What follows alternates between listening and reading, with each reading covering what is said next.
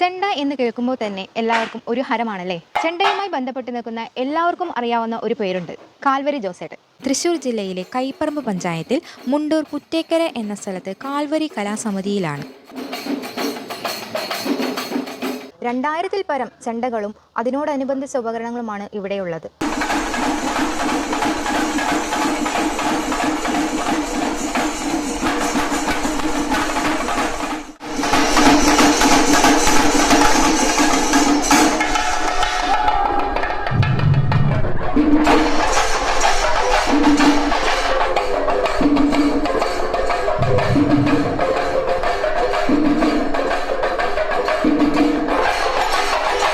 എൻ്റെ മരണം വരെ ഇതിൽ തന്നെ തുടരണമെന്ന് ഞാൻ ആഗ്രഹിക്കുന്നു. ഇത് നിർത്തരുതെന്ന് ഞാൻ ആഗ്രഹിക്കുന്നുണ്ട്. എല്ലാവരും സപ്പോർട്ടും എന്നുള്ളിൽ ഉണ്ടാവണമെന്ന് പ്രതീക്ഷിക്കുന്നു. Thank you very much.